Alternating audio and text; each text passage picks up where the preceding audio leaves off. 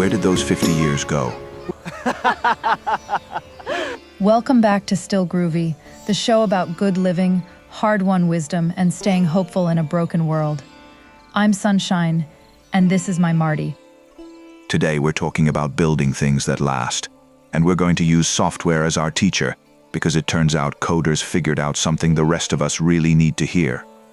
Now, before you reach for the off button, I promise this is not a tech show.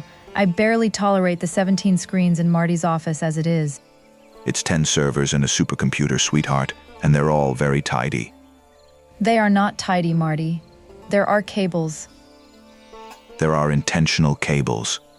55 years and I still learn new ways to be wrong anyway, building things that last. Tell them why this landed for you. So I've been writing curriculum for software architects, and I kept noticing that every principle good developers swear by is also just a principle for a good life. Give me the first one. And English, please. The first one is called do not repeat yourself in code. It means if you write the same logic twice, you've created two places for a mistake to hide. Oh, that's real. I raised 3 kids and the one rule that saved us was one family meeting, one decision done. You relitigate it every Tuesday, somebody's gaming the system. Exactly. Redundant rules create loopholes, in code and in parenting apparently. Our youngest found every loophole. She's a lawyer now, so I suppose we should have seen that coming. The second principle is separation of concerns. Every part of a well-built system has one job, and it does that job without trampling into someone else's job. I live that on 33 acres in Mallorytown. The Kubota handles the heavy field work. I handle the garden. Marty handles the servers. You do not ask the Kubota to write curriculum. The Kubota would probably do fine. The point is when roles blur, everything slows down and nobody's accountable. We had to learn that in our marriage too.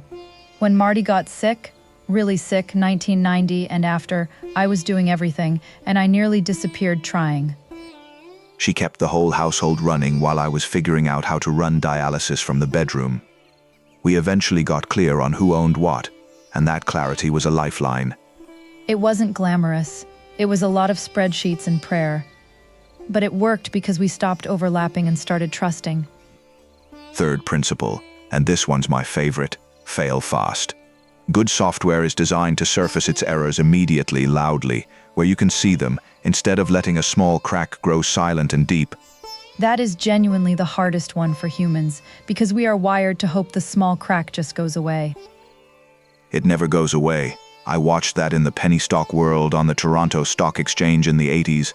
Little ethical cracks, papered over until the whole thing was rotten through. And in health, we had doctors tell us things were fine when they weren't. And the times we pushed back early. Those are the times Marty is still sitting in that chair. Palliative care in 2010 said I had maybe a year. I'm recording a podcast in 2026, so fail fast also means don't accept the first version of the story. I want to put that on a bumper sticker. Don't accept the first version of the story, right next to Marty English. The fourth one is version control.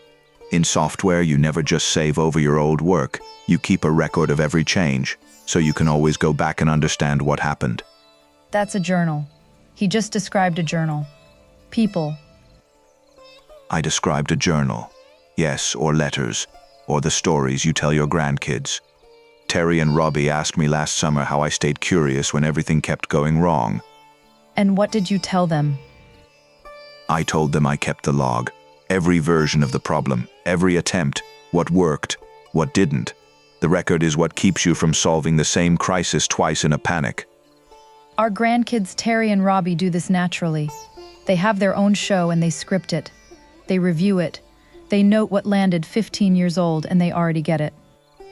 Because they were raised in a house that treats its own history as worth keeping. That made me teary. Moving on before I ruin my reputation. The last principle I want to leave people with is the one developers call good enough is not shipped. You can refine forever, or you can put a real, honest, imperfect thing into the world and let it do some good. The log home. We hand-hewed those logs. That house is not perfect. There are gaps that let the winter in if you stand in the wrong corner. There are two wrong corners. And it is the warmest, most alive place I have ever lived because we built it with our hands and moved in while it was still becoming what it was going to be. The best things in my life were shipped imperfect. The marriage, the kids, the curriculum, this podcast. The podcast especially. Marty spent 3 weeks fussing over microphone placement, and I just said, sit down, push the button, talk to people. She was right. She is almost always right. I've had 55 years of confirming that data. Almost always, I hold on to almost. So here is the whole thing. All at once. Don't repeat yourself. Separate your concerns. Fail fast and visibly. Keep your version history and ship the imperfect real thing before the perfect imaginary one rots on the shelf.